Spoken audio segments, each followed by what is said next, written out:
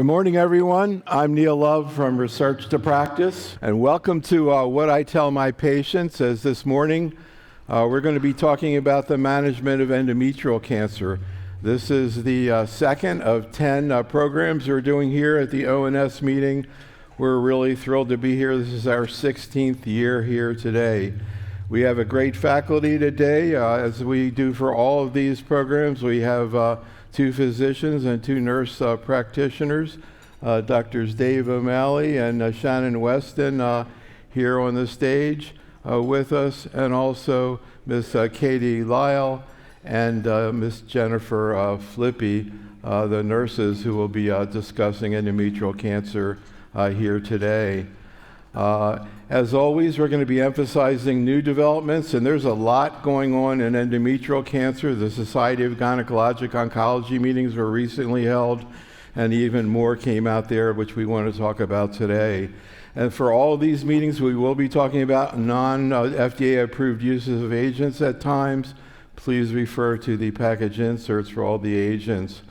For everyone here in the room, all the slides you're going to see today are on the iPad.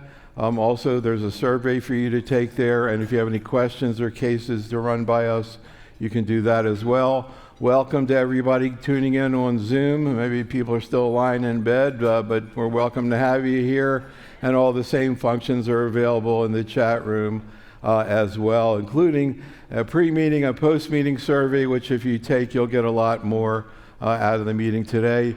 We are recording all 10 of these meetings. We'll let you know in a couple weeks when everything's ready to go for your colleagues who weren't able to make it here.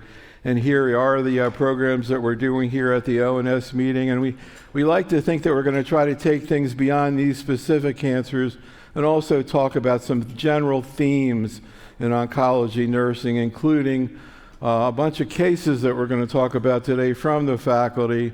And one of the themes there is, why was it different to take care of this patient than another patient with the same oncology situation, but a different person, different attitude, et cetera. And to try to enhance this year's meeting, as we mentioned last night in our first meeting on breast cancer, we interviewed 8 nurse practitioners that we've worked with in previous ONS meetings who, for various reasons, were not going to participate this year.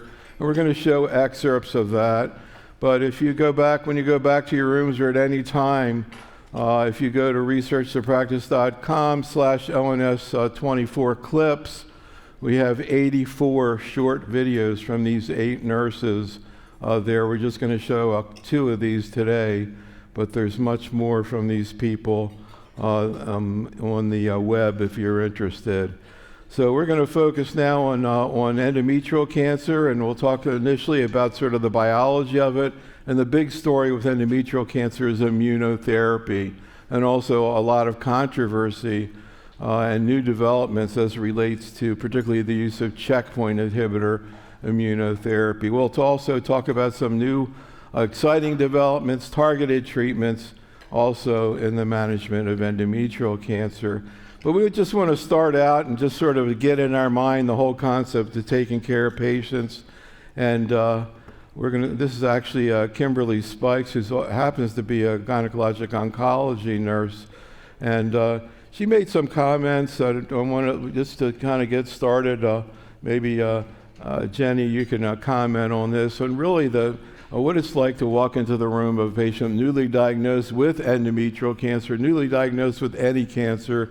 What are some of the things that we think about as we go into the room? Here's Ms. Spikes. I know that probably the biggest thing to remember is that patients are very anxious. They are anxious about their diagnosis. They're anxious about the unknown. They have no idea what to expect. So I tend to start by saying, I know you're scared, but it's going to be okay. We're here for you during your whole process. And just to kind of relieve a little bit of that anxiety. And also, it's going to take multiple conversations of the same thing for them to really hear what you're saying, because they are so anxious. Their family members are anxious. I really try to tell them everything to expect, good, bad, and ugly.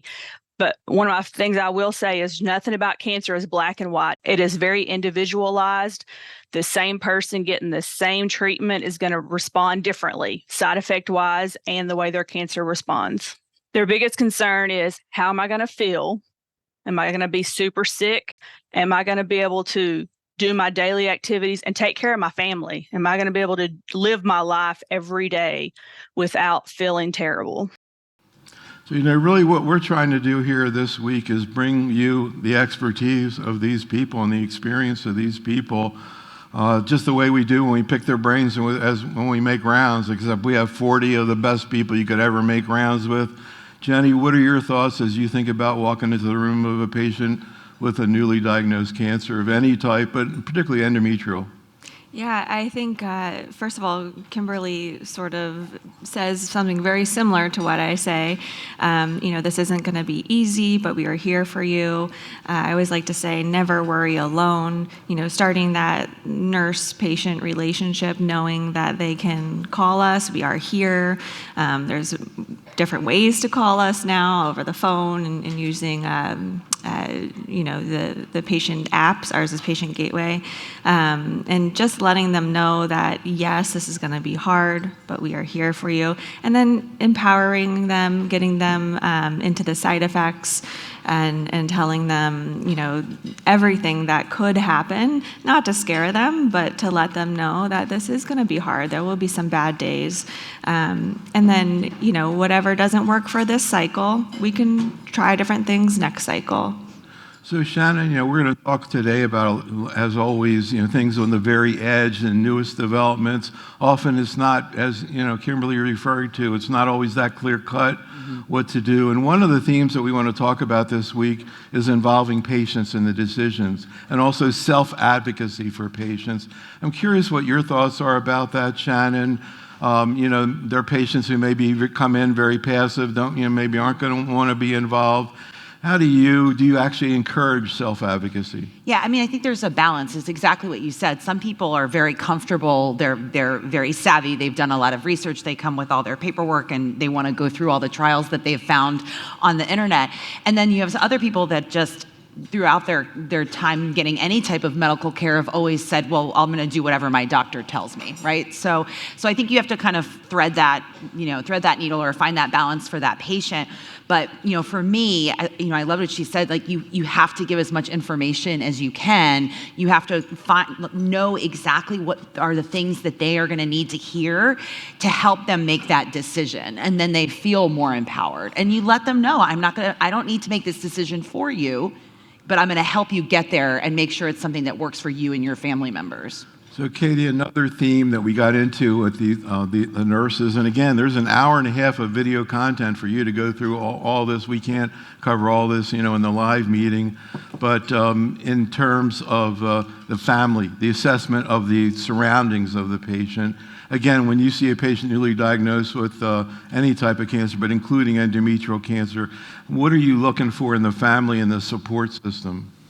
Yeah, I think endometrial cancer is one of the hard ones when you're newly diagnosed because you need more information. You need that staging, you need that histology to really understand what the next steps are going to look like. And so sometimes that can be hard to give a full picture to a patient when you're first meeting them. But in terms of family and friends and whoever comes with the patient, I do try to pick up on cues. Sometimes you have that supportive partner or husband who's already got the notebook and they've already done, some research and Googling and things like that, and they have a lot of really good questions about next steps. Other people come in and they're just kind of shell-shocked by the whole experience, and so they haven't even gotten there yet as far as knowing what to ask. They're trying to learn as much as they can, but I loved what Kimberly said where you're going to have to repeat things because it is information overload at that initial appointment. And so I think that's where, as they get into, if after surgery they need treatment and things like that, just kind of reinforcing little things at each infusion treatment appointment becomes very helpful. So let's move into the specific management of endometrial cancer. And Dave, one of the interesting trends in oncology in general, we were talking about this last night in the breast cancer session, has been subsetting out in different subsets of patients particularly based on so-called biomarkers, which we're going to talk about all week now, because that is really a big part of oncology, looking at the tissue, looking at the blood. Dave, what are some of the things that we look at in endometrial cancer? And can you talk a little bit about what we've learned about the biology of the disease, particularly as it relates to immunotherapy, which seems to be really the area of great promise right now? Well, it's pretty amazing. We've always talked about precision medicine and personalized medicine, but we really are now living in that era. So when we see a patient with endometrial cancer, the first thing we say, are they deficient for their MMR? So dMMR versus pMMR, or microsatellite stable versus unstable. So that's the first question we ask, and that's really the algorithm. And then when we look at the proficient patients, we'd see if they're P53 mutated versus non-mutated, and then we call that the NSMB, no specific molecular profile. But that first decision is if they're deficient, their response to immune therapy is markedly better. And so identifying those patients, particularly in the recurrent or metastatic setting, is so important. And then utilizing that information to educate, shared decision, like we're mentioning on the podium here, about what the best treatments are at that point. And so just to take this to the next level, because if you had to pick up, one sort of biologic concept this morning, it would be this sort of MSI concept that we're going to talk about. And interesting, as you can see here, you see this in all solid tumors, particularly in adenocarcinomas. And as Dave alluded to, we know that checkpoint inhibitors are very effective. Saturday night, we're going to talk about colorectal cancer and GI cancer, both situations where you can see MSI high. Shannon, can you talk a little bit more about what the difference is between MSI high, MSI stable, how you explain it to patients, and sort of what the clinical implication is? Yeah, I think there's several different tests that you can use to try to break that down for the patient. But ultimately, what I tell them is for MSI high, their tumor has a ton of abnormalities, a ton of mutations, and it makes it act a little differently, and it actually makes it more sensitive to specific immune type therapies. And then conversely, those tumors that are more stable have less abnormalities. There's not as much sensitivity, although there might be some. And what we tell all our patients is we want to test for that across everyone, because not only does it potentially help guide therapy, but it also can potentially help us identify if they have a genetic syndrome called Lynch syndrome. And in the past, we used to just test for Lynch syndrome in people that had, suspicious histories. They were young, multiple cancers in the family, that type of thing. But now what we realize is we can identify probably more than 50% of Lynch syndrome that doesn't have anything like that, right? They don't have an age that would be suspicious. They don't have a history of colorectal cancers, endometrial cancers. And so it's a simple test that we do to look to see if there's expression of a specific marker or a protein or not. And then if not, that might prompt us to go ahead and get genetic evaluation as well. So, and again, we know that these checkpoint inhibitors, and we'll be talking about that, of course, obviously, they're used throughout oncology.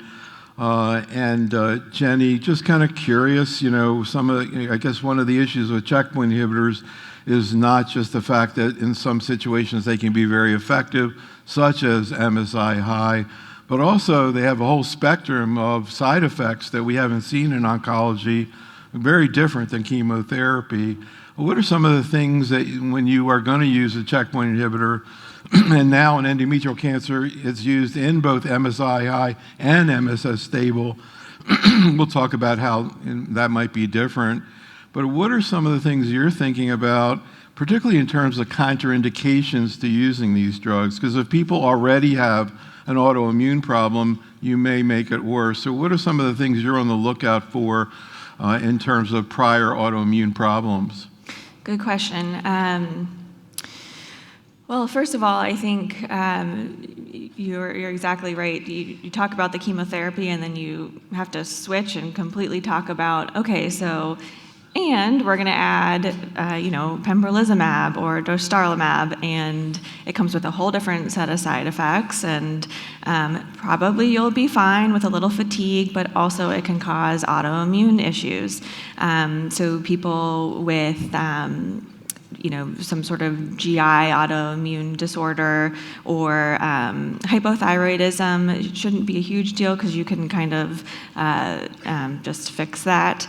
But that is something to keep in mind. I'm trying to think of, I have a patient with a history of colitis that we did end up start her on pembrolizumab, and she's done fine with careful monitoring, but that would be someone that, the first sign of some diarrhea, you would want to kind of bring her in and do more testing or, really, really keep an eye on it if it's getting to be more than 2 or 3 times a day. Maybe do some stool testing, and sometimes these people will need steroids to fix that. Katie, how do you explain to patients what immunotherapy is, what checkpoint inhibitors are? Yeah, so patients are very interested in how their medicine works, and they're not always looking for a really in-depth explanation, but they're just curious about it. And so I explained that with immunotherapy, it actually activates their body's own immune system to help fight the cancer. And so when we put patients on immunotherapy, we often do PD-L1 testing, so that may be something that you've heard of or are familiar with. And so I basically explained we're doing a test to see if we think your tumor has certain characteristics that would help it respond better to immunotherapy. And it's going to activate your body's own immune system to help fight the cancer. So when that happens, we can have all of the itis-type side effects. And so then I kind of go through and talk about dermatitis, thyroiditis, colitis, and that's kind of my entry into adverse effects. Yeah, there's that saying, if it ends in itis, you can see it. Yeah. So, Dave, any other thoughts in terms of the spectrum of toxicity that you see with these agents? Well, first of all, for the people in the audience, the multidisciplinary approach and the entire team is so important. As you all know, these phone calls come in through the nurse line. And identification and really having that suspicion, that high clinical suspicion of anybody on immune therapy or who have had immune therapy in the past to make sure we're thinking, is this an immune-associated toxicity? So I tell my patients about 35% plus or minus 5% will have some sort of immune-associated toxicity. Most of those are manageable, a lot of thyroid, a lot of mild skin. We then have within that 35%, 5 to 10%, which will require more serious high-dose steroids or some other immune modulations to include potentially admission to the hospital. And then of that 5 to 10%, 1 to 2% when I say life-threatening or life-altering. If we give somebody type 1 diabetes or we burn out their pituitary, it is life-altering. If you kill somebody with a myocarditis, which I've done unfortunately, it is obviously life-altering.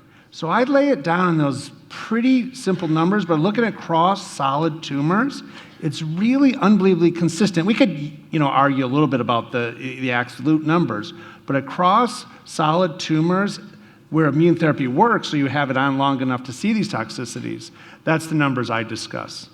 I want to hear how this plays out in practice in some of your cases. And Shannon, I want to hear about your 65-year-old patient in a second, but first just to come back to you, Dave, one of the things that's been discussed over the years is if a patient has an autoimmune toxicity, and that could be, a dermatologic problem or a thyroid problem, or as you mentioned, even something much more serious, type 1 diabetes, is it more likely they're going to have benefit, Dave? Because you're kind of showing that, the immune system's getting revved up to cause the toxicity. Some people think, well, those are the patients that are going to respond. You buy into that, Dave? Absolutely. I always tell my patient, we have good news and bad news. The bad news is you have an immune-associated toxicity. The good news is in patients with immune-associated toxicity, they seem to do better from the therapy. So it's, if somebody's having a really bad toxicity, I don't say that. But if they're having a mild toxicity, I'll bring that up. So, it really is interesting, again, looking across solid tumors, that if you have a toxicity, you actually have slightly better outcomes. although that is a bit controversial. But Shannon, let's talk about how this plays out in practice, and also the fact that some of these MSI high patients actually have a genetic syndrome, and maybe you can comment on that. What happened with your patient? You had a 65-year-old patient who got chemo and dostarlimab. Yeah, so this patient had a mismatch repair deficient endometrioid type endometrial cancer, came very symptomatic from stage 4 disease and was actually bleeding and had liver metastases and abdominal metastases. She ended up having to get radiotherapy kind of to stop bleeding in a palliative setting. And then we were able to transition and get her onto treatment. And so she was receiving paclitaxel, carboplatin, and dostarlimab. And we were treading very lightly with her because she already had some colon issues. She had just gotten the radiation, and we wanted to make sure that we balanced that and we could take care of her and not have one of these side effects that makes the patient not want to continue. The great news is that she had a complete response to her therapy. Her tumor melted away with the chemotherapy and dostarlimab, and now she's actually just on her maintenance dostarlimab and is doing very well. Only side effect really that she came into was a rash, just a light rash. Responded very well to some topical steroids, and really she has flourished. So it's been incredible to see how well she's done. So, and we don't want to say every patient responds like this. There are plenty of people who do not respond at all.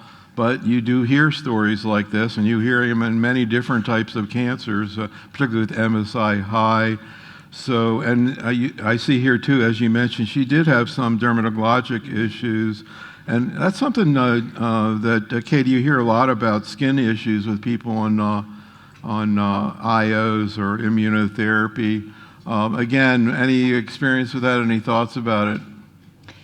Yeah, I've had many patients who have had, I would say the dermatologic reactions are kind of more common. And it's interesting with immunotherapy, not all of the side effects happen at once. There has actually been some information that shows that some of the side effects are more prone to happen kind of early on into therapy. Some are more delayed.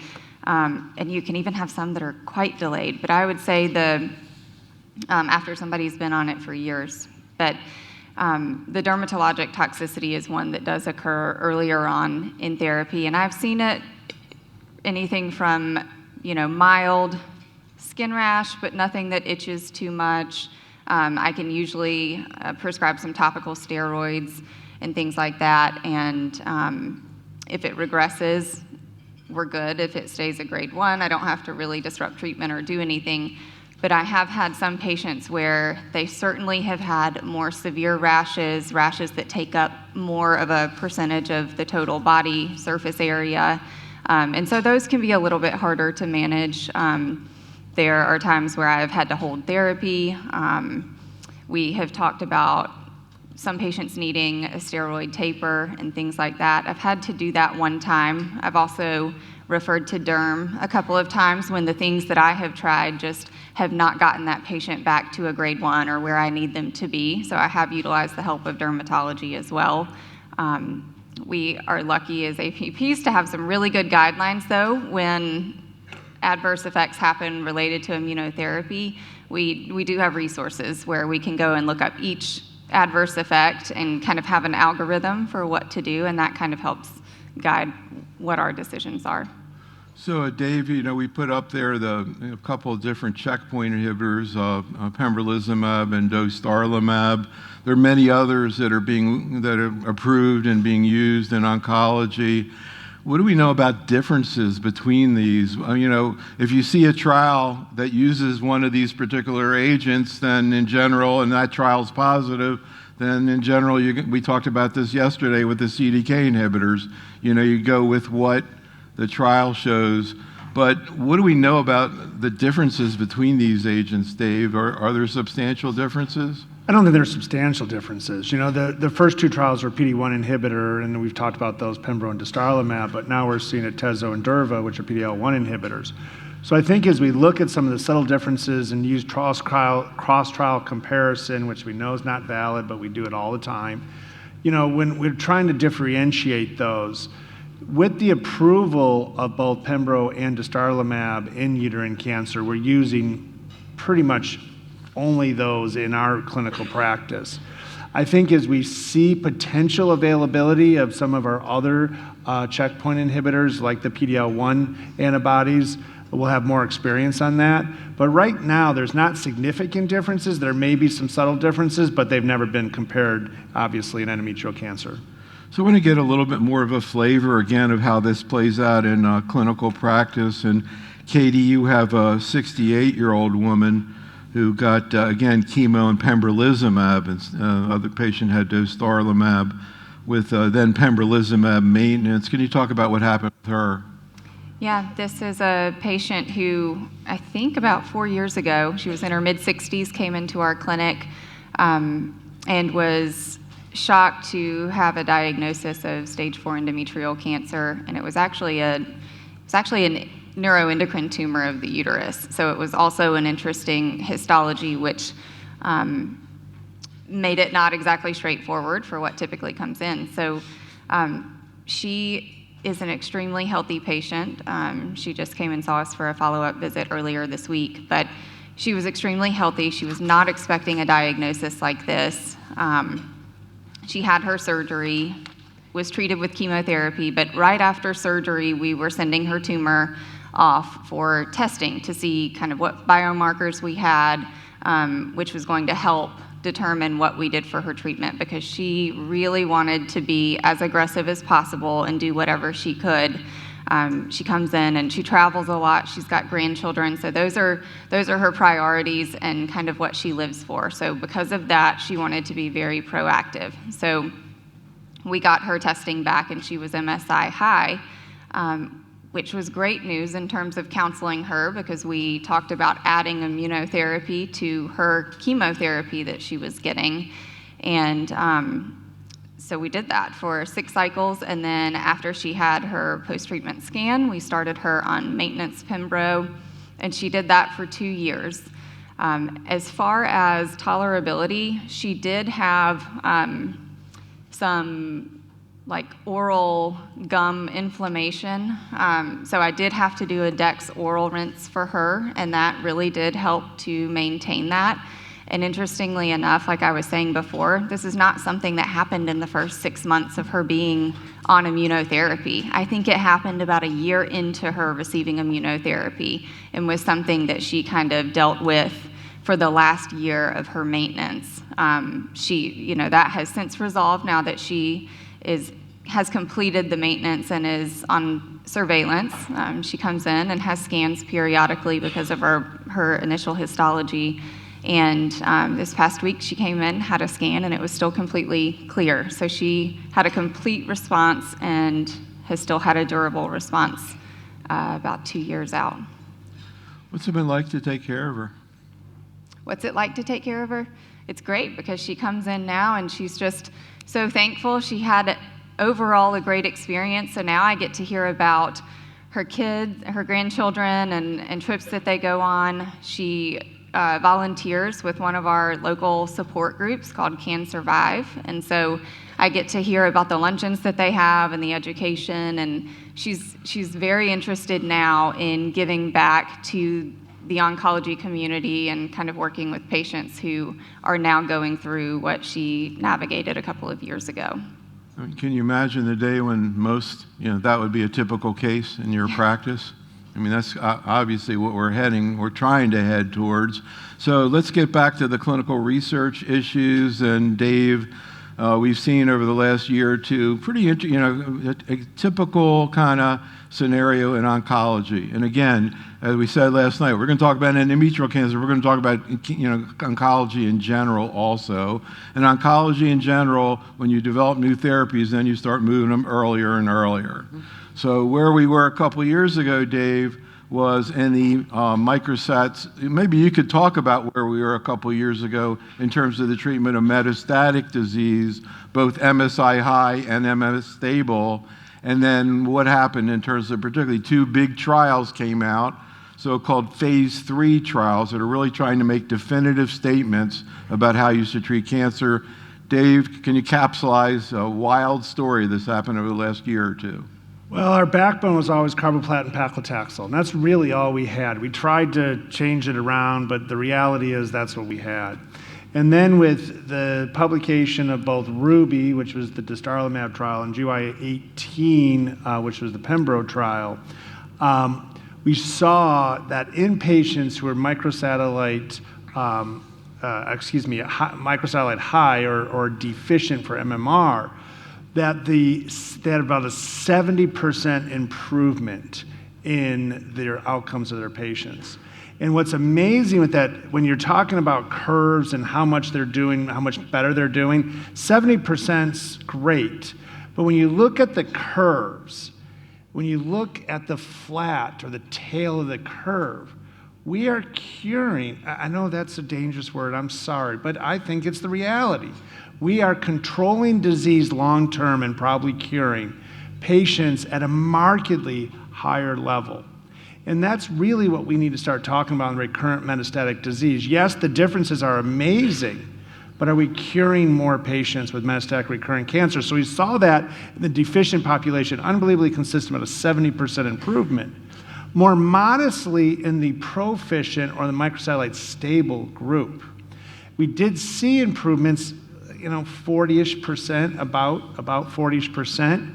And we did see separation of those curves and those outcomes of those patients. When I say separation of the curves, I mean those outcomes of the patients, particularly in the tails, with about a higher rate of about 15-ish% plus minus of looking like patients who may be cured of the recurrent metastatic disease. So drop the mic with the DMMR patients or the microsatellite high patients. Drop the mic. Like without debate, all those patients should be getting carboplatin paclitaxel with IO therapy at this time. The proficient patients, we've shown incremental improvement, but there's still work. And Shannon's going to talk about her trial, DUO-E, which is looking at some of the things we're adding, trying to add to checkpoint inhibitors to improve upon the outcomes. But Shannon, again, this is kind of a classic issue in oncology. Are you better off moving, up until a couple years ago, we would give for example, lenvatinib pembro, a combination we're going to talk about in a second, which includes an IO second line. Right. Now we're talking about moving the IO into first line therapy. And the question is the patient really in the long run going to be better off? Right. If in the long run they're going to live the same amount, why not delay the therapy a little bit? Can you talk a little bit again about what we learned from these trials in terms of those questions, Shannon? Yeah, we always talk about sequencing, right? Like, do you want to give everything at one time, being mindful not only of future treatments, but also the amount of treatment the patient is getting at a given time, the cost, financials, toxicity, all of that needs to be considered. And you're right, like whenever we see something good in second, third line, we're like, okay, can we give it earlier? But the question is if we give it earlier, can we get more cures, right? Can we avoid that? And I never want to say to my patient, well, we're going to reserve this for when your cancer comes back. Because that sounds terrible, right? Oh, you know what? It just puts them into a place of a loss of hope, right? Because you're telling them, well, there's nothing we're going to be able to do to make this go away completely. It's going to come back. So that's kind of how I think through it. I think lenvatinib and pembrolizumab was absolutely practice changing in the second line. Now we're in a position where we're wondering what is the role going to be, right? Because if we give the majority of patients chemotherapy with immunotherapy, can we then use lenvatinib and pembrolizumab in the case where the cancer does come back? And I think we're rapidly trying to gather some of those data to help us advise patients that can you go back to the well and add lenvatinib and still get benefit? And we don't know the answer. There's some small studies that indicate that maybe yes, you can. But for me, especially with the mismatch repair deficient patients, if we can cure them in the upfront, there's no question that's what we should be doing rather than reserving these treatments for later. So let's go to another patient again to sort of see how this plays out, and always catches my attention when I see a patient in their 80s, Dave, particularly that go on a clinical trial. which your patient did, the so-called Ruby trial. Before you comment on this patient, just come back to you, Jenny, in terms of clinical trials. And also, Dave's about to, she was 85, Dave, and went on the trial? She's 85 right now, and she went on trial, she's 81. Any thoughts about how patients react when you bring up the issue of being on a clinical trial, particularly the Ruby trial, where you're using, agents we've already used, but we're just kind of using them earlier? From your point of view, how do you present this to patients? I mean, it does offer the opportunity of a newer therapy, but how do patients react when you bring up the issue of trials? Yeah, I think, well, it depends on the person, right? So, maybe a more savvy person is expecting the conversation. Someone who is more reserved may, I think, sometimes you hear clinical trials and patients are thinking, oh gosh, clinical trial, is this the end? Am I going to be, experimented on, that kind of thing. And that's really far from the truth, especially at this point with all the great trials and exciting drugs we have. So I do kind of try to shift the conversation to, hey, this has actually worked for a lot of people. The side effect profile, I always go over that. And then just making sure the patient is sort of devoted to coming in all the extra time.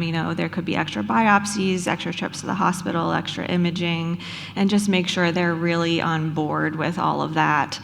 But I think we've seen a lot of people on clinical trials have great responses and sustain those responses, and then they get to help patients, when the trial is positive, hopefully, they feel like they've contributed as well. Yeah, I interviewed, sometimes we do videos with patients, and I interviewed a patient who was on a bispecific, which we're going to talk about tomorrow as it relates to lymphoma, but he was on a bispecific for myeloma.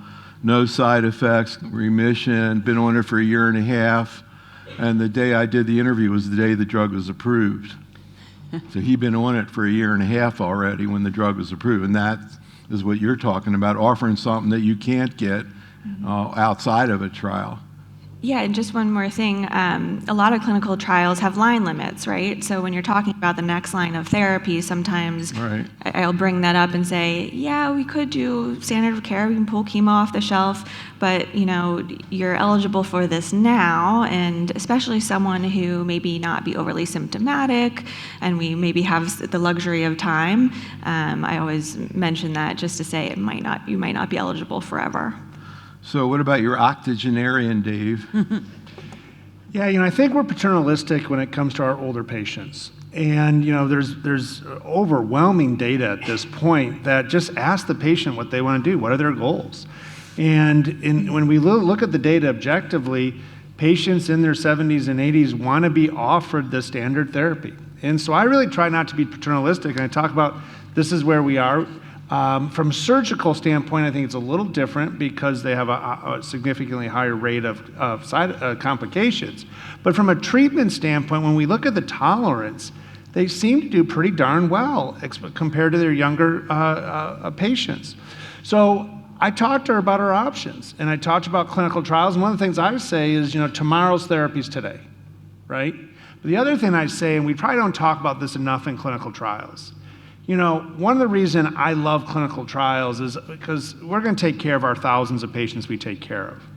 But if you participate in a clinical trial, you're not only helping the thousands of patients, you're helping potentially generations of patients that follow. And I tell my patients that. If you participate in this clinical trial, you will be helping potentially generations of patients. So she participated on Ruby and dostarlimab. She actually had some recurrent pancreatitis, which we were really confused about. We thought it was IO associated. We went back and forth. We ultimately unblinded her to confirm she was on the IO at 2 years of therapy. So she received 2 years of therapy. She continues to be in a partial response. She has a little small pelvic lymph node that persists, so we can't call her a CR. She's essentially CR. Been off therapy for a year now. I just saw her over the last few weeks. Continues to have a PR with disease controlled, and she's doing great. The pancreatitis resolved once we stopped the immune therapy. Did she actually have pain and all, clinical pancreatitis, or no? That was the challenge. It was subclinical. She was having she bumped up her amylase and lipase. It was really, really interesting presentation. And she had some pancreatic cyst and a long history of us following these. So it really, because the challenge of us making the diagnosis, and because the treatment that would have required in this lady in her mid-80s, we elected to go ahead and unblind her. And actually, by stopping therapy, it resolved spontaneously, and she did not require high-dose steroids. So let's do one more case, and then we want to have a little interlude discussion. But Jenny, I think it's your case. Let's see here. Yeah. The 66-year-old? Right. Yeah. What happened with her? Yeah, so she is a lovely lady, RN, PhD at a local university, comes in with, unfortunately, a recurrent stage 1 endometrial cancer, but she is DMMR. So we were able to offer immunotherapy with her chemotherapy. And she was excited to get going. She was kind of into the new combo, and we went through all the side effects and, when to call. And of course, being a nurse, she was all over that. And she called 11 days in, and one of our nurses, our excellent nurses, picked up on it right away. She had a full body rash. She saw me later that day, and it was the worst rash I've ever seen. It was covered head to toe. We admitted her to the hospital. We had to start IV steroids, get our severe immunotherapy complications team involved. Dermatology was involved. So it was a confirmed ICI dermatitis. Thankfully, it didn't develop into a Stevens-Johnson's or anything like that. But, it was really hard for her and scary for us as well. And when she came back after she had sort of recovered and gotten through her steroid taper, the conversation was sort of, we could try again. It might not happen again, or it could be awful, and it could happen again. It could be worse this time. Dermatology was involved and recommended adding an immune modulator. And she is a very intelligent, informed person, and talk about empowering the patient and shared decision making. She did not want to do it again. So that, and maybe one of us would, maybe we wouldn't. It's individual. So she did not receive any And what's more her current Pembro. status? She's just getting through her last carboplatin and paclitaxel without. She might be cured. I hope so. I mean, one Yeah. dose, it's possible. She had this huge autoimmune problem. Maybe that's the same thing's happening in the tumor. And, Dave, my story of interviewing this patient, or, your patient maybe is alive today because she went in that trial. When you think about it. All right, well, we brought up the issue of self-advocacy, and that really is a major theme to this. And I'll just I'll tell a story. Shannon, I want you to try to guess the answer here. We presented a patient at a webinar recently with actually had upper GI cancer, metastatic, and patient gets worked up by a medical oncologist, makes a recommendation, and the patient goes, "Did you check for MSI?" Doc says no. They check for MSI positive. He fires the oncologist, goes to a tertiary center because now he doesn't trust the doctor. Gets treated with an IO, doing great. So my question is, what was the occupation of the patient? Oh, like an engineer? I feel like my engineers, Dave? That's so true. they have like their detailed notes, and they like Katie? graph their What do you labs. think? Pathologist? So come on, it's so obvious. An attorney. Oh, I was going to say. I was thinking of the detail orientation. Yeah, but I mean, that's what we want, right? We want people to be attorneys for themselves, to fight for themselves. Anyhow, here's Ms. Richards. I think it's important for patients to be involved in the decision-making process because at the end of the day, they're the ones that have to incur the time toxicity, the financial toxicity, right, associated with the treatments, as well as the side effects. And so making sure that patients understand that they do have some choices. And also by giving them choices, it gives them a little bit more control over their disease, right? Because they're in a situation where they don't feel like they have any control. And so anything that you can do to give that power back to the patient is important. And, it may be that the patient doesn't want to make the decision, right? And they want to defer to you. And that's okay because they're still making that choice.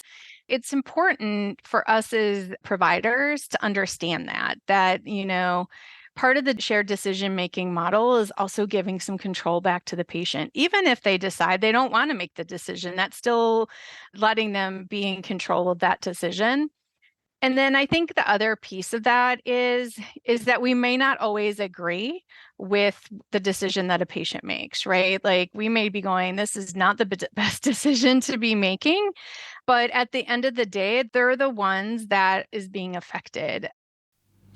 So, Jenny, any thoughts? And, getting back to your patient who was a nurse, how was it different to take care of her compared to other patients? Sounds like she was very involved in trying to understand what was going on. Yeah, when Tiffany was talking, I was thinking, wow, that is the perfect story for the story I just told.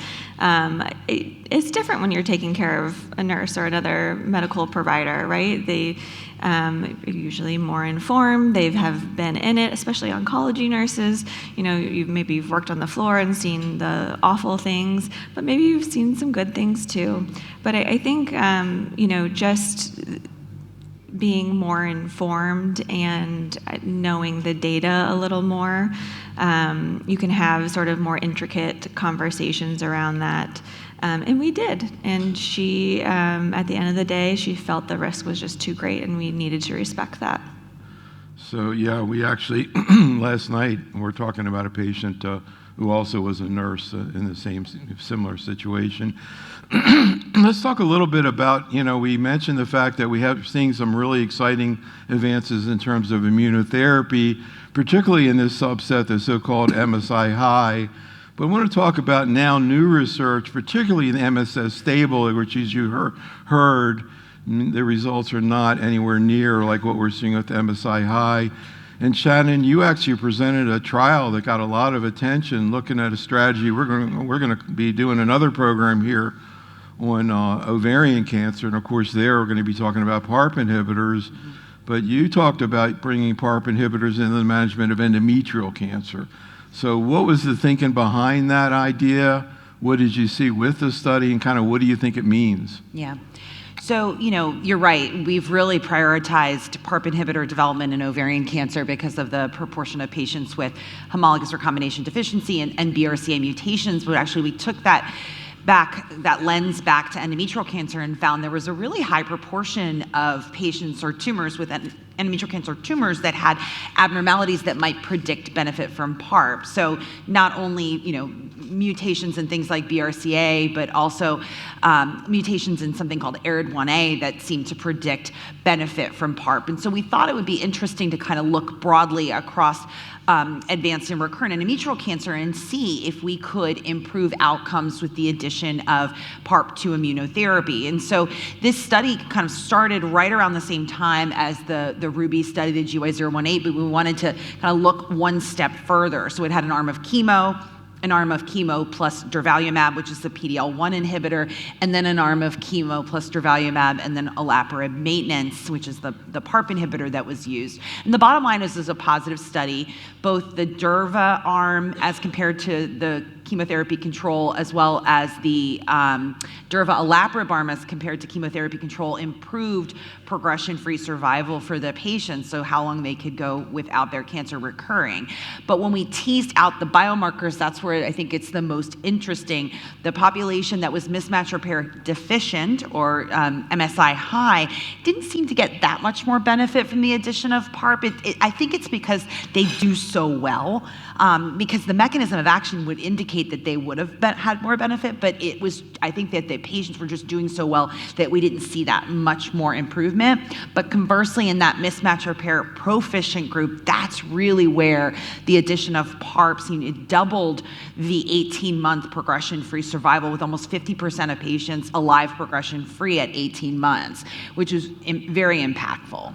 So in a second, I want Dave to kind of remind us about how PARP inhibitors work and maybe why in this situation they may be helping. But what about also in the other study, the Ruby Part 2, Sure. They looked also at PARP, but now niraparib with dostarlimab. What did they see there? What are they seeing? Yeah, the good news is the data are fairly consistent, so that indicates that we are on the right track.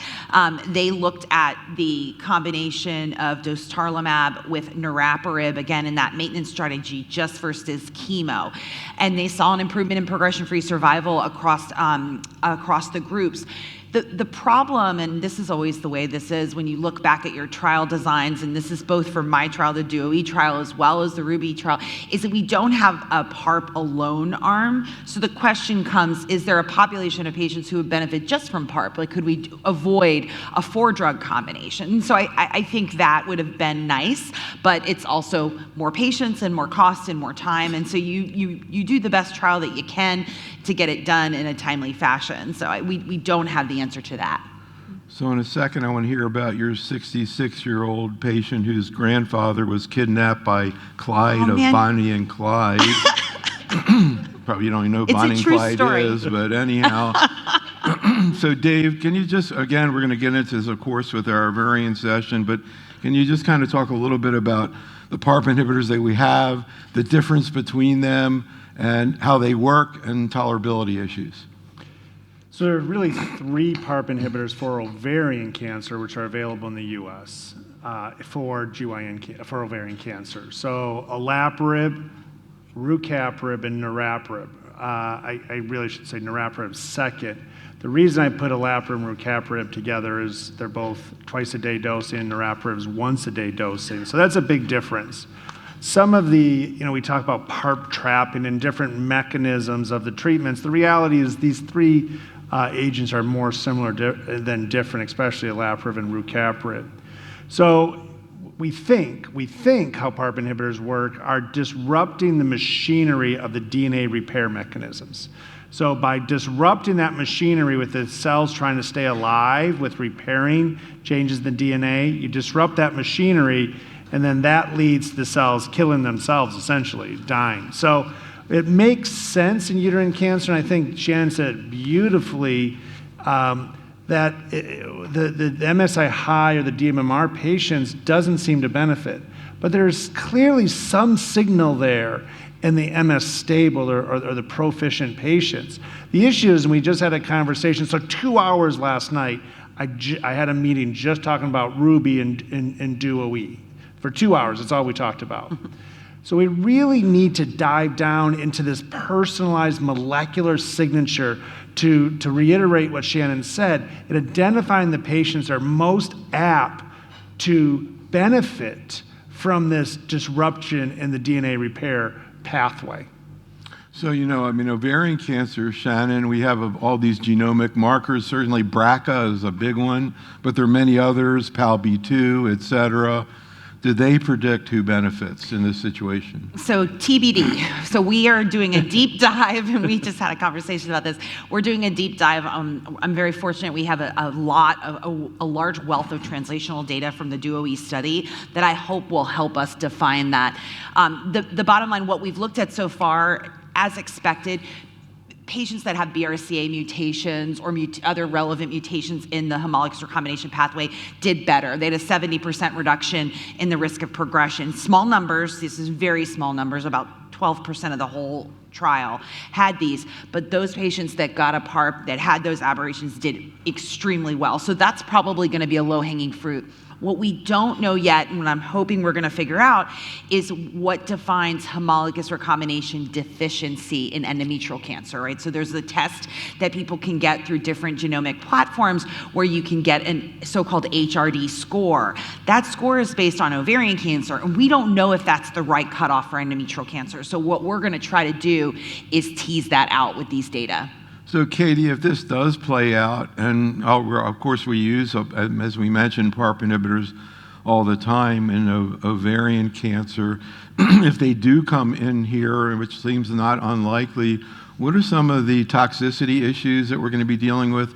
What are some of the things you talk to patients about or about to begin a PARP inhibitor? Yeah, we have years of experience managing patients who have been on PARP inhibitors. And so I tell patients it's just in a different disease type from yours. I think kind of going back to patients being empowered and doing their own research and reading, I have a lot of patients who come in trying to find information. And so I do have to have a conversation saying, right now, unless you do a deep dive and come across more of the research type papers, you're not going to find mention of these medications as standard of care approved by the FDA in your tumor type. However, these are not brand new drugs. These are medicines that we're very comfortable managing. We've been doing it for years. If you include the years in the clinical trial setting before things get FDA approved, we've really got a lot of years worth of managing these things. And so I think letting someone know that provides a sense of comfort in saying, okay, this is not some brand new thing that was created yesterday and nobody knows what it's going to do to me in terms of side effects. So that kind of leads me into talking about the most common side effects with PARP inhibitors. And there are some nuances between different PARP inhibitors. I've had patients most recently on clinical trials with olaparib specifically. But in general, I say most of my patients, most all, have some degree of fatigue on PARPs. Many of these patients have received chemotherapy and things like that, so the fatigue isn't as severe as it sometimes is on chemotherapy, but it's more persistent. So it's something that they kind of have to live with more long term. It's very rare that I have to discontinue a PARP inhibitor for fatigue. It's just something that comes up at almost every visit. I ask about it, I make sure it's not getting worse, and I make sure they get out of bed, do what they want to do, and don't need a dose reduction or something like that. Then you also have the hematologic toxicities. So I tell them every time you come in, we are going to check a CBC. I want to make sure your absolute neutrophil count, your platelets, that those two are not dropping. I'll check the hemoglobin hematocrit. I do have patients on PARP inhibitors that do require a blood transfusion from time to time. Sometimes it's a one-off thing, and I don't necessarily have to play around with their dose. If I see it become a repeat issue, we do talk about dose reductions and finding that level that kind of agrees with their body and their body's ability to maintain adequate counts so that we can keep them on therapy. PARP inhibitors also can cause some GI toxicity. It's not nausea and vomiting and extreme sickness like sometimes patients get with chemotherapy, especially platinums. So I try to explain the difference there. Sometimes it's more GI cramping or nausea or just a feeling of feeling sick after they take their dose. So we try to give multiple antiemetics to have on hand so that they can take a Zofran 30 to 60 minutes before they take their PARP inhibitor. So I basically just try to reinforce that we do have a lot of experience giving this exact type of medication. This is what you can expect, and these are the ways we manage it. Good answer. I just said, like, what are the toxicities there? The entire spectrum of toxicity. Awesome. One other thing, I'm curious, Jenny, tricky, really tough problem that comes up every now and then in oncology. There was actually a few months ago a press release about secondary cancers with CAR T therapy that got everybody all freaked out at the ASH meeting. And there is an issue out there with PARP inhibitors about an increased risk of acute myeloid leukemia and MDS. Very small, particularly when you use it in an earlier stage without people who've had prior therapy, but it's there. Scary to even think about, of course, and the benefit of the therapy much greater than the risk, but still the idea of a therapy that might cause, an acute leukemia. How do you bring this up to patients, and how do you discuss it with them? Yes, I definitely bring it up. It's usually the last thing I bring up, saying, we know this drug well, and we'll go through all the side effects. I won't do that. Katie, you put it perfectly. But yes, I do bring it up. I say it's a very rare side effect, and it's picked up on blood counts that we'll do usually every month. I think the side effect rate is maybe 1 to 2%. And so they need to be aware that this can happen, but they also need to know that it is a more rare side effect that, and even if it does happen, and I have seen it happen, not up front, but someone who had niraparib with a second recurrence, and she had been on niraparib about 2 years, I believe. So I have seen it happen, but that's just one time in my sort of 9 years of experience. So I do bring that up, and I think that's helpful for people to know. And she's doing fine. She was treated for AML and is okay. So in a second, I'm going to come to Dave and ask him how he manages fatigue and what he tells patients about AML and with PARP inhibitors. But Shannon, first, what happened with your patient who actually went on the DUO-E study, 66-year-old woman? Yes. What happened? She had recurrent endometrial cancer, disease in the peritoneum and lymph nodes, and was treated on the DUO-E regimen. And obviously it's a randomized trial, so we never really know what patients are getting, but we highly suspected that she was on the interventional arm, as when she had a complete response to therapy during the combination chemotherapy and durvalumab portion, and then within, I'd say, like a month and a half of starting the olaparib portion with the question mark placebo, her hemoglobin dropped markedly and made it pretty clear. So she was on that. She is 3 years on maintenance now. And similar to your experience, Katie, she comes in every month on this trial, and we basically chat. She's from the Valley, which is a little bit of low levels of medical care available, especially for very specific cancer types. So she travels about 6 hours every time she comes to see me, and she gets her money's worth by chatting. Like, she's a little chatterbox, tells me all these stories, and that's what I shared with these guys earlier today, that we just saw her yesterday, and she was very excited to tell us a story about her grandfather, who was kidnapped by Clyde of Bonnie and Clyde and lived to tell the tale. So other than the anemia, she's done really well, and she's just very thrilled to still be kind of ticking and getting to do all the social family events now that she gets to do, and tell really great stories to us. And again, we're not trying to say that every patient is going to have these kinds of outcomes. It's natural that people want to present patients who do well. It's important to hear about that these people can do well. Dave, any secrets to managing the fatigue? I hear a lot of people talking about that. I even wonder what the pathophysiology is. You see it in so many different types of treatments. Yeah. For practical purposes, how do you deal with it? And what do you say to patients about AML?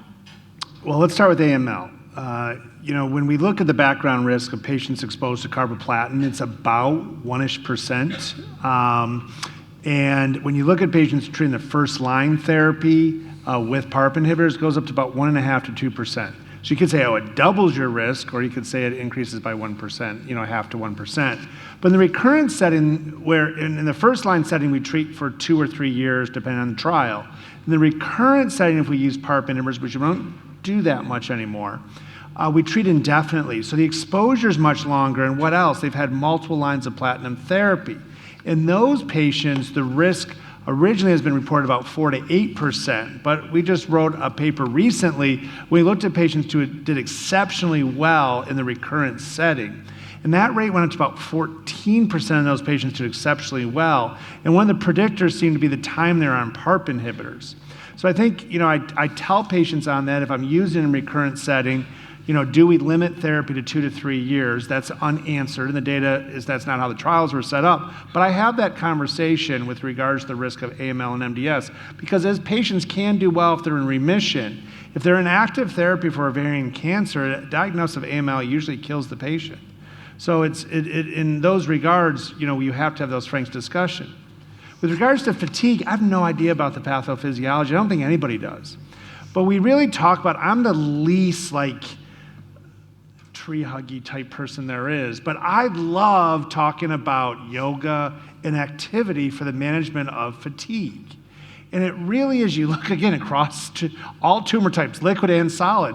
The one intervention which always seems to help is yoga. It's amazing. I'm clearly not a yoga person, but I can't even sit on this stool for very long, definitely on the floor. So you guys see me up and down here. So, I think as you look at this, but physical activity across all of our tumors helps in the tolerance of traditional cytotoxic chemotherapy, but also PARP inhibitors, sleep-wake cycles, depression, anemia, all of those things. But one thing, I just had a recent experience, just recently. My patient's a scrub tech, works full-time, young woman, but we talked to her about methylphenidate, and I'm going to use a trade name because most people don't know methylphenidate is Ritalin, so I apologize for using a trade name. But we talked about it for a while, and we finally, because I don't like throwing pills at patients who are already on pills, we finally made the shared decision, to start her on it. And she walked in the next appointment, and she said, "O'Malley, you've changed my life."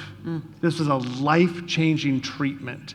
And so she's taking it twice a day. She started at 5 milligrams. We actually went up to 10 milligrams, but just for breakfast and lunch. She said it has changed her life. So I think there is pharmacologic agents that we can introduce that I don't use that often, but keep in the back of your mind for those options.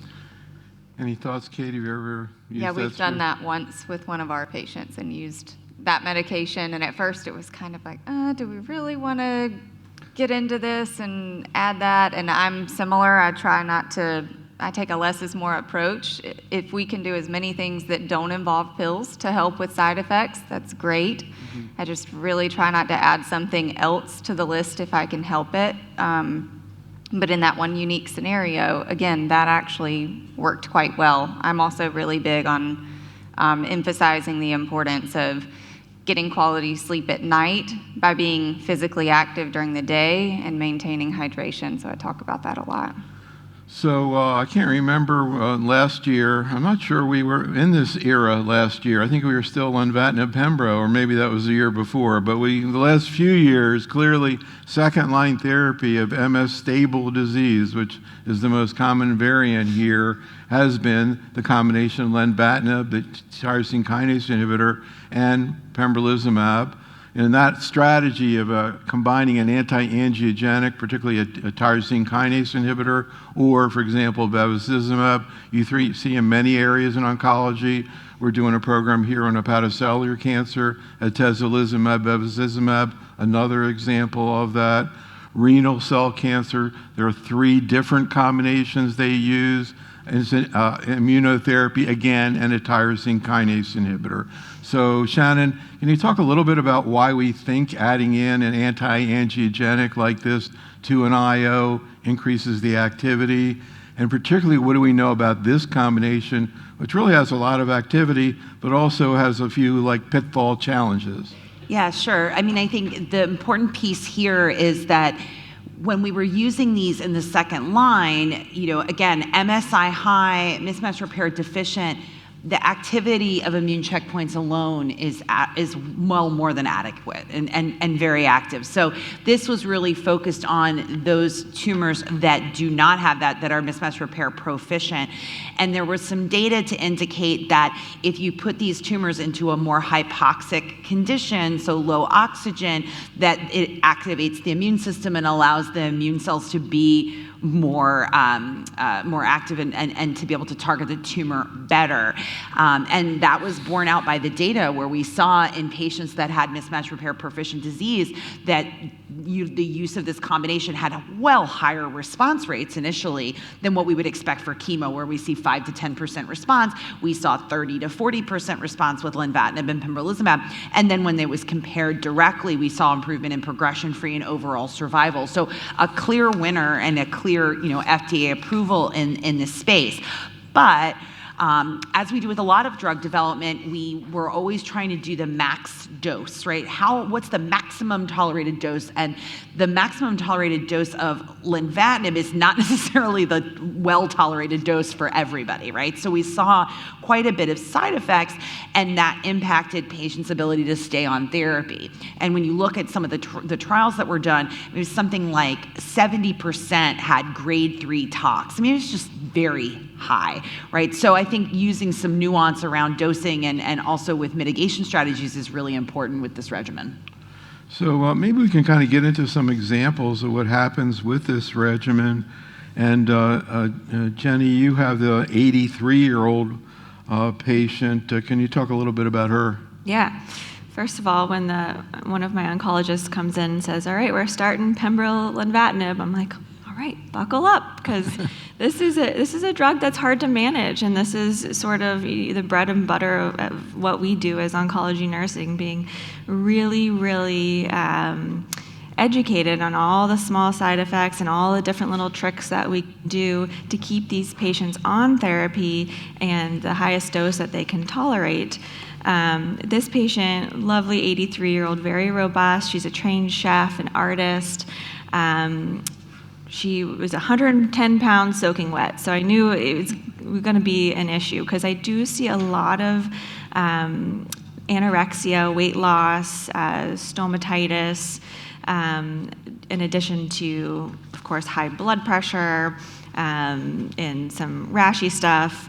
But for her, the anorexia was a huge problem. So I think we usually start people at about 14 milligrams. FDA approved dose is 20. I know everyone does a little different, but we usually start at 14 and go up if they can. She had to immediately go down to 10 or 8 because she lost 10 pounds in 3 weeks. And she was under 100 pounds, and we had nutrition on board. We counseled her on different ways to add protein and small meals, all the stuff we do. We tried, maybe she has some underlying GERD or underlying nausea that she's not really treating. So we tried adding antiemetics and PPIs, and nothing was working. And finally, and I'm not sure if we just were kind of glossing over this part or this was the least of her worries, but she had mentioned that her mouth was almost like numb and burning. And when I looked in it, couldn't really see any ulcers, no sores, looked a little red, maybe a little dry. But we said, all right, maybe she, has some oral dysesthesia going on. We tried a Dex mouth rinse. We tried some nystatin, kind of just Hail Mary stuff. And then we added gabapentin at night. And I don't know if it was just fluke or timing or what, but she actually did really well. The next time I saw her, she had gained some weight. We were able to get her back onto 14 milligrams, maybe 10. We were able to get her back up on a dose she had previously been on. And in that time that she was on a lower dose because of these side effects, we did see a little progression, but we gave her the benefit of the doubt. We had the conversation, look, you've been on a really low dose and your dose has been interrupted so many times. Just a little progression on your scans. You're doing better now. Do you want to try to increase the dose and try one more time? We were able to do that, and she has stable scans now. So I think it just speaks to, the intricacies of knowing these drugs you're giving really well, and coming up a plan for all of these patients, and especially with this drug and the hypertension, which she didn't actually have. But, I've even given people my cell phone because it can happen so quickly, and it can be pretty profound. So I would say out of all the drugs we use, this one is one that you're going to be in close contact with your patients with. I would say that story speaks to, how to be an oncology nurse and stay all over it and get the patient through therapy. Mm-hmm. Dave, anything you want to say about your special mix of how you approach this situation, particularly in terms of dosing and trying to be creative about trying to get the patient through this comfortably? The first thing I do is have an amazing team. We set up weekly visits with the APPMA team, Courtney, who you guys will meet on Friday. Weekly visits, we do them by video now, and we will continue weekly visits until we have a stable dose. I started 18 because as that example you gave, there is something to do with the dose intensity. There is something. And the reason I started 18 is really pragmatic. Because if you start at 10, if you start at 20, the way that the drug is distributed, they only get 10 milligram pills and they take 2. If you start at 18, they get 10 and 2 4s. And we know that about 2/3 of patients are going to require a dose reduction. So instead of waiting for a new script, waiting for them coming down, going down to 10, I'm able to go from 18 to 14 by just telling them only taking the 1 4 milligram pill and the 10. So the reason I started 18 was only pragmatic, nothing to do with, but yet it allows me to get that maximum dose intensity. Plus or minus 10%, I don't think is going to make a difference. But you start dropping down 50% from 20 to 10, on some patients in the pharmacokinetics, absolutely I worry about getting enough dose in them. So a little more about biomarkers. You can never say enough about biomarkers, but some pretty cool stuff came out as it relates to what we've been talking about, and potentially a couple of new targeted strategies in endometrial cancer that we may see coming up in the future. We were talking again at the Society of Gynecologic Oncology meeting just a month or so ago. So Shannon, selinexor, pretty interesting drug, now approved in a couple hematologic cancers, not used too much. Also, some tolerability issues, but pretty interesting mechanism. And now we're starting to see, whenever we see a correlation with a marker in the tumor, we start buying into it more. And I guess now the so-called TP53 marker maybe is going to be related to this. So you want to spin that one? Yeah, absolutely. So selinexor is a really interesting compound where it basically blocks exportin, which moves things across the nucleus. And specifically, it can move tumor suppressor genes across or other genes across the nucleus. And P53 is one of them. And so initially this trial was done kind of in all comers, but because of the mechanism of action, they were very smart and they kind of teased out if P53 was going to be important or not. And when you think of it, if you have mutant P53, it's not going to do its job as a tumor suppressor. It's non-functioning. So you want that out of the nucleus. However, if you've got wild type P53 and it's doing its work as a tumor suppressor, you want to keep that in. So you want to block that exportin so that then P53 can stop the cell cycle and kill the tumor cells. And so that's really where selinexor works the best, is if you've got that functioning tumor suppressor. And so the trial that was done, the initial trial that was done, SIENDO, was again an all-comers trial in maintenance. So advanced recurrent endometrial cancer, completed their therapy, had benefit, and then were randomized to either placebo, which was standard of care at the time, or the selinexor.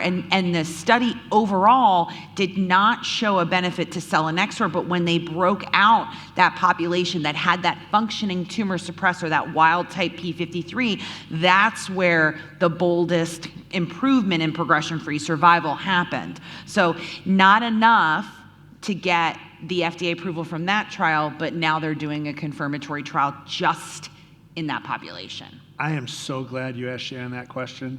I was really nervous she asked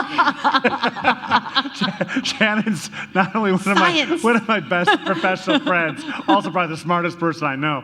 So I was like, please don't ask me that one, Neil. I don't understand any of these diagrams. I just know upstream, downstream, but actually, Katie, you've got a patient who's got T53 wild type disease. We're going to put on this study. Yeah, so she 58-year-old woman. Yeah, 58-year-old. She was more recently diagnosed. She has stage 4 endometrial cancer. Her story is actually a little different from some of the patients that I've talked about this morning, in that she lives alone. She's not married, doesn't have a partner, so she has friends who help get her to and from her chemo appointments. But I mean, she chooses to come see me by herself. She chooses to come see the physician by herself. So her concern and fear as a patient is more like, okay, is this going to work? If it doesn't, what situation am I going to be in? Because I am all that I have. I think her mother is older, and just would not be able to be a caretaker should she become, really ill and things like that. So even in the frontline setting, her concerns were, how do we keep me at a point where my cancer is either treated or controlled? And of course, hearing that she was stage 4 coming in was very concerning for her, because it made her feel like the outlook of her cancer outcomes might be more dismal compared to a lower stage. So she actually got 6 cycles of Taxol Carbo before we operated on her, just to optimize the success of her surgery. And then after surgery, she received 3 more cycles. During that time, once we had tissue from her surgery, we sent it for tumor testing, and that's when the results came back, and she was TP53 wild type. And so during the course of her last 3 cycles of chemotherapy, we started to talk to her about introducing something that could be given in a maintenance type setting, talking about a clinical trial. So again, something that you could not get as standard of care right now, but your tumor has a specific characteristic that makes us think that you may respond very well to this medication because of what you just talked about the kind of data that we have so far about using selinexor in TP53 wild type patients. So towards the end of her chemo, we gave her a consent to review. We did need to first prove that she had responded to the platinum-based chemotherapy. So a couple of weeks ago, she came for her post-treatment scan, and she actually has no evidence of disease right now, which is fantastic for someone who started out with stage 4 endometrial cancer. So she's in a good place right now, took the consent, and she's currently in the enrollment process to start on this confirmatory trial. So Dave, this also kind of leads to another theme, and we're going to talk about this. When's the ADC thing? Is that lunch today? Yeah, this today at lunch. I lose track of where we are and what we're doing here, but we're going to talk about it today in terms of these kinds of situations where people go on studies with a drug that it's actually approved, but you guys haven't used it. But I'll tell you what I'm hearing from the myeloma people and the lymphoma people is this is not an easy drug to use. And you talked about she's concerned that, if she becomes sick. Dave, any thoughts about now you are using a drug that you all haven't used and in other cancers has actually been fairly toxic? Yeah, I think part of the informed consent process, and as you take on these trials, you have the responsibility to familiarize yourself with the drug. I tell you, when we started IOs, I had my melanoma experts on speed dial. So I think having those other specialists that you reach out to if you start seeing toxicities, educating yourself about what are the toxicities your patients are going to see, and educate them. And educate the entire team who again, as these phone calls come in, each practice works a little bit differently. Some practices, all the phone calls come into the research team, but other practices, they first come into the nurse on the team and then make a decision whether or not to go to research. So I think familiarizing yourself, the informed consents are a really nice way to do that because it breaks it down to most likely to serious and less likely. And I just read through those and I put those right in my smart phrases. A lot of us use electronic medical record. I put those right in the smart phrases. It helps teach our residents, our APP teams, our nursing team. Right at the bottom of my note are all the expected toxicities right there. So I can pull up that note and remind myself. I don't have to go to the protocol. Interesting. So do you think this lady would be, remember it's an oral therapy. She can stop it, if she's having problems. I don't think there have been like lethal problems, more GI, quality of life type things. So thinking about her as a person, and again, not the greatest prognosis right now without anything else, you think she's the kind of person to want to take a shot at something that's, obviously she signed the consent. What do you think her thought process is? Yeah, I will say she's a patient that very much uses our patient portal and communicates a lot, which makes me feel better about being on a drug that I don't have as much experience as some others at managing. So I do know she's very communicative when she has concerns and questions. So I think that will work in her favor. But Dr. O'Malley talked about. I think frequent visits in the very beginning makes a whole lot of sense as, we're kind of learning what happens with some newer agents. And, I think she'll do okay as far as that.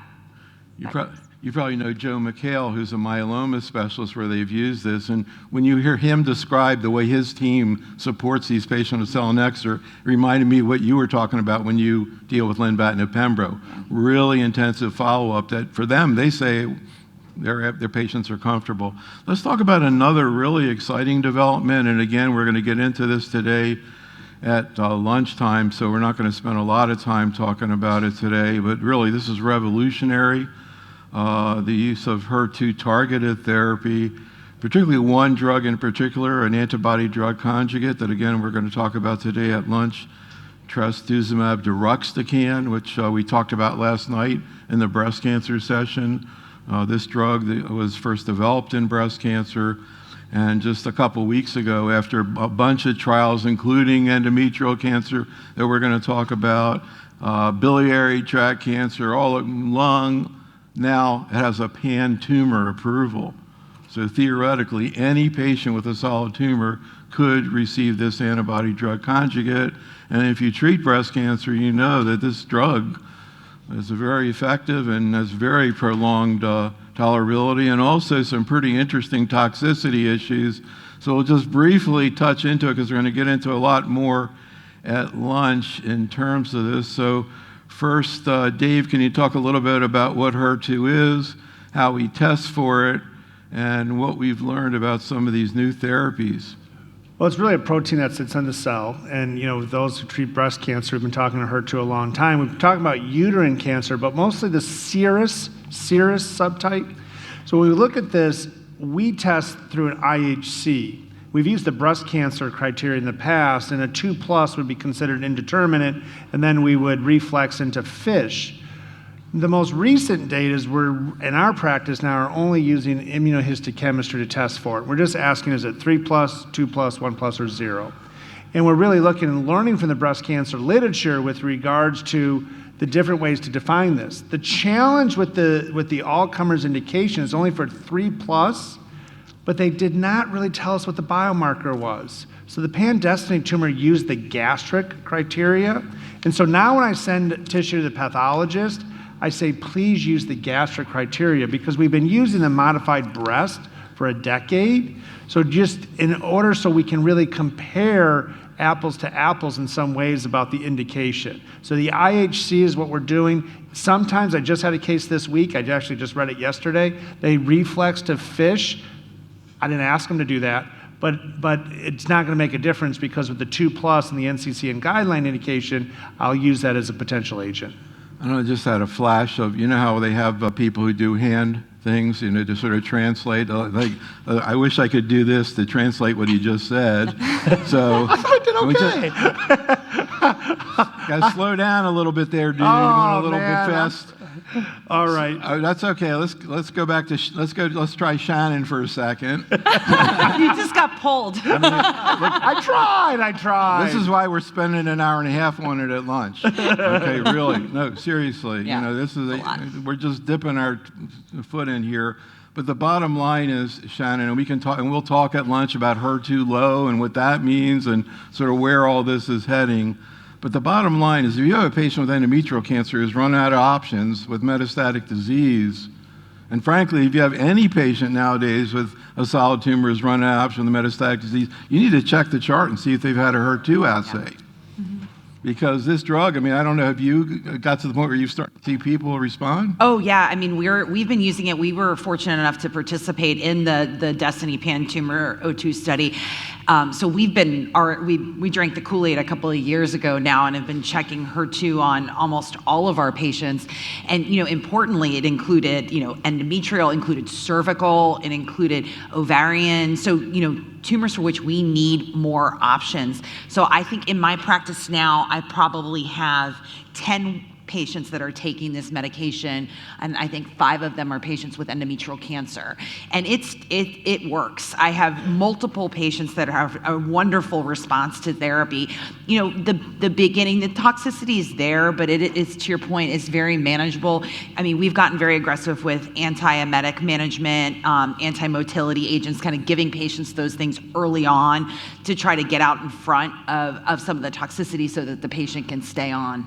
Except there is one slight problem in addition to these sort of quality of life issues, as you mentioned, antiemetics, et cetera. Again, we're going to talk about this at 12:15. But Dave, interstitial lung disease. Yeah. Interstitial lung disease or pneumonitis is, if you look across the portfolio TDXD, it's about a 2% grade 5 mortality. So mortality, grade 5. So you know, do not pass go, do not collect $200, you died. So 1 in 50. So I like AML and MDS and PARP inhibitors. I give the facts. Yeah. The issue is, again, the team approach. I'm embarrassed to admit, just last week, a phone call came into our practice, and the patient was on TDXD, and they said, "Oh, I'm having worsening asthma, and I was having lung." And our triage said, "Go to your primary care."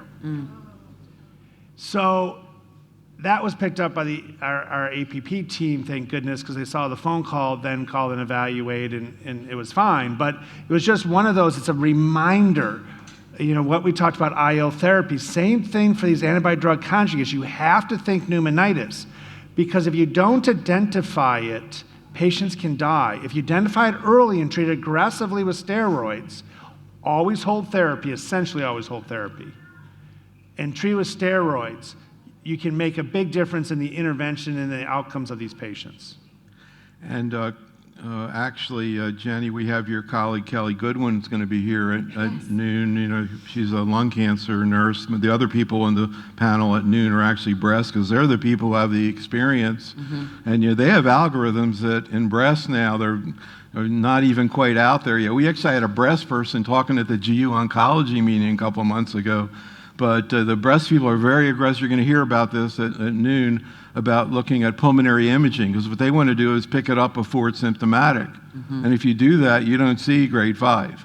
So now we're in the process of quickly getting these messages out from the breast cancer people to everybody else. But the bottom line is, you're hearing about patients now who really had no options who are doing well. And we see this all the time in breast cancer, starting to see it now, lung, gastrointestinal cancers you'll hear Saturday night as well, really promising results. So more to come, along with our theme of research and what it means to taking care of patients. I want to thank the faculty. Thank you for attending. Call me back 12:15. We're going to continue this story. Thank you so much. Thank you.